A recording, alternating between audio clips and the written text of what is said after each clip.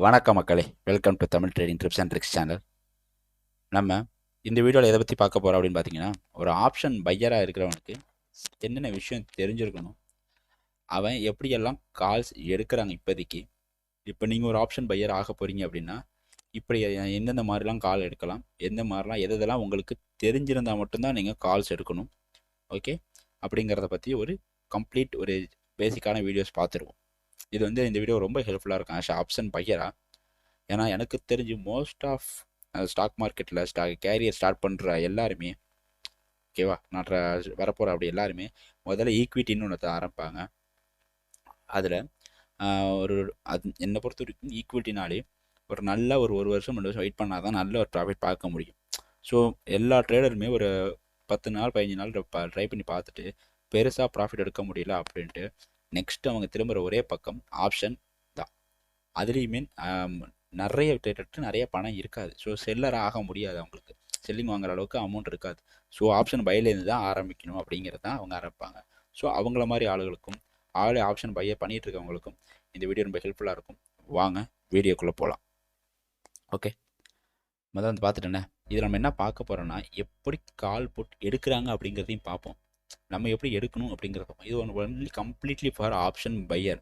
ஒரு ஈக்விட்டி ட்ரேடருக்கு இது புரிய போகிறது இல்லை. ஒரு செல்லருக்கு மேபி புரியலாம், ஆனால் ஈக்விட்டி ட்ரேடருக்கு இது புரியாது. ஒரு ஆப்ஷன் பையராக இருந்தீங்க, ஒரு ஆப்ஷன் பண்ண போகிறேன்னா இது கண்டிப்பாக இந்த வீடியோ பாருங்கள். வாங்க வீடியோக்குள்ளே போகலாம். ஓகே, இதில் என்னென்ன விஷயம் நமக்கு தெரிஞ்சிருக்கணும், என்ன விஷயம் நம்ம ஃபாலோ பண்ணணும், எதெல்லாம் இருந்தால் நம்ம ப்ராஃபிட்லேயே இருக்க முடியும் அப்படிங்கிறதுக்கு இதெல்லாம் நமக்கு தெரிஞ்சிருக்கணும். முதல்ல என்ன பார்ப்போம், டைமிங். என்ன முதல்ல டைமிங் அப்படின்னா, ஆப்ஷன் பை எந்த டைமிங்கில் பண்ணால் பெஸ்ட்டு அப்படின்னு நமக்கு முதல்ல தெரிஞ்சிருக்கணும் கைஸ். ஓகேவா, எந்த டேயில் எந்த டைமிங்கில் பண்ணால் அது கரெக்டாக இருக்கும் அப்படிங்கிறது தெரிஞ்சிருக்கணும். இந்த டைமிங்கை பற்றி தெரியாதவங்களுக்கு நான் ஆல்ரெடி ஆப்ஷன் டைமிங்கை பற்றி ஒரு வீடியோ போட்டிருக்கேன். அதாவது ஆப்ஷன் பையரோ செல்லரோ எந்த டைமில் செல் பண்ணுவாங்க, ட்ரேட் பண்ணுவாங்க, அப்போ தான் ப்ராஃபிட் வருங்கிறதுக்கான ஒரு டைமிங் வீடியோ போட்டிருக்கேன். ஸோ அந்த வீடியோ பார்க்காதவங்க அந்த வீடியோ பார்த்துட்டு வாங்க, ரொம்ப ஹெல்ப்ஃபுல்லாக இருக்கும். ஓகே, டைமிங் தனியாக நீங்கள் வீடியோ பார்த்துருங்க. மார்க்கெட் அப் ஆர் டவுன், இதை முதல்ல நம்ம மைண்டில் கரெக்டாக எடுத்துக்கணும். அதாவது இன்றைக்கி மார்க்கெட் அப்பில் இருக்கா டவுனில் இருக்கா அப்படிங்கிறத நம்ம தெரிஞ்சுக்கிட்டு தான் ஆப்ஷனுக்குள்ளே என்ட்ரு ஆகும்.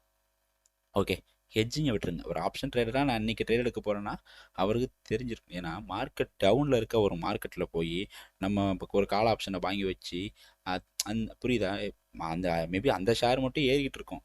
அதனால் போய் நம்ம மார்க்கெட்டே டவுனில் இருக்குது, பட் அது மட்டும் ஏறிட்டு இருக்குங்கிறனால அதில் போய் நம்ம வாங்குறதெல்லாம் ஒரு முட்டாள்தனம். ஏன்னா இந்த மார்க்கெட் டவுனுங்கிறது திடீர்னு ஒரு மிகப்பெரிய டவுன் ஆகி எல்லா ஷேரையுமே கீழே தட்டுறதுக்கான ஒரு அதிக வாய்ப்பு இருக்குது. ஸோ அது நமக்கு தெரிஞ்சிடணும். ஒரு நல்ல அப்பில் இருக்க மார்க்கெட்டில் போய் நம்ம ஒரு கால் ஆப்ஷனோ எடுக்கிறது பெட்டர். ஒரு டவுனில் இருக்க மார்க்கெட்டில் நம்ம புட் ஆப்ஷன் எடுக்கிறது தான் பெட்டர். அதுக்கு தகுந்த மாதிரி ஸ்டாக்கை செலக்ட் பண்ணிக்கணும். ரெண்டாவது விஷயம்.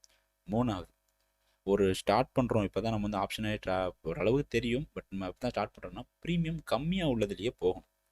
ஓகேவா, அவர் எப்படி சொல்கிறது, ஒரு 30,000 20,000 ப்ரீமியம், அதாவது ஒரு ஸ்டாக் மார்க்கெட்டில் சொல்கிறேன், நான் நிஃப்டியை சொல்லலை, ஒரு ஸ்டாக்கில் பற்றி சொல்கிறேன். அந்த மாதிரி அதுவும் நிஃப்டியாக இருந்தாலுமே எதுவாக இருந்தாலுமே இந்த ப்ரீமியம் கம்மியாக உள்ளதில் ஆரம்பிக்கணும். அமௌண்ட்டு கம்மியாக இருக்கிறதுல ஆரம்பிச்சிங்க அப்படின்னா பெரிய லாஸ் ஆகாது. உங்களோட கேபிட்டலை சேவ் பண்ணலாம். கொஞ்சம் ஏர்ன் பண்ணி வச்சுட்டு ப்ராஃபிட் ஆனதுக்கப்புறம் அந்த ப்ராஃபிட்டை வச்சு ப்ரீமியம் வாங்குறீங்களா, அப்போ நீங்கள் ஹை ப்ரீமியம் வாங்கலாம். ஏன்னா அது உங்களுக்கு லாஸ் ஆனாலும் உங்கள் ப்ராஃபிட்டு தான் குறைய போகுது, உங்கள் கேபிட்டல் அப்படியே இருக்கும். ஸோ அதுவும் தெரிஞ்சிடும்.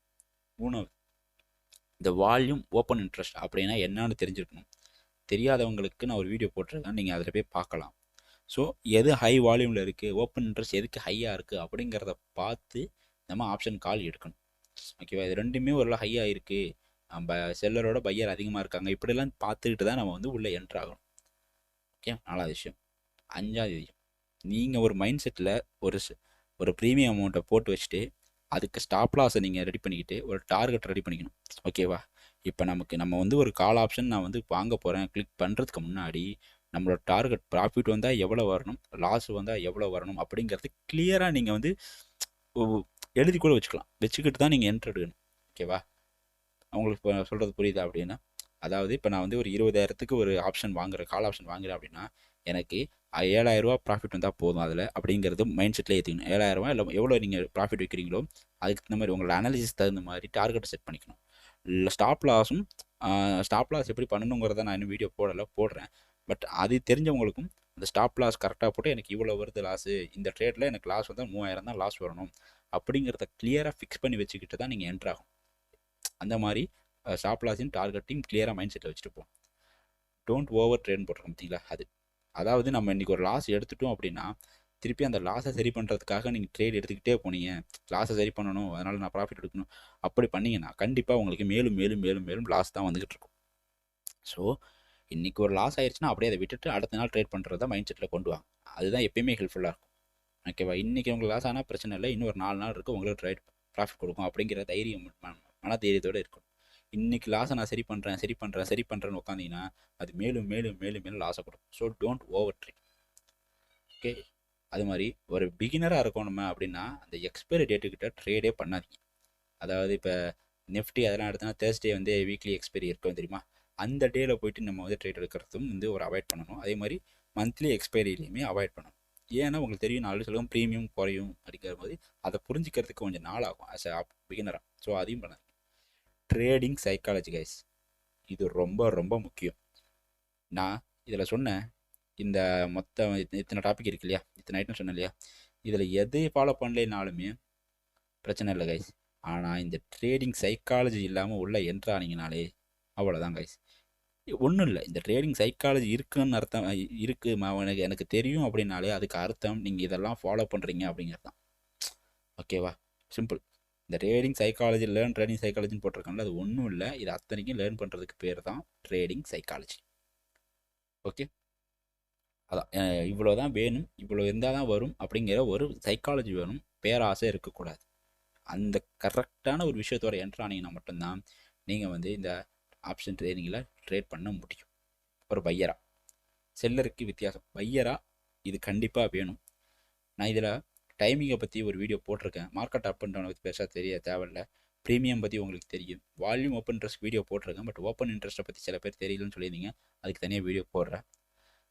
ஸ்டாப் லாஸ் எப்படி வரையணும், எந்த இடத்துல வச்சுக்கணும் அப்படிங்கிறதையும் டார்கெட்டை பற்றியும் சேர்த்த மணிக்கு ஒரு வீடியோ போடுறேன்.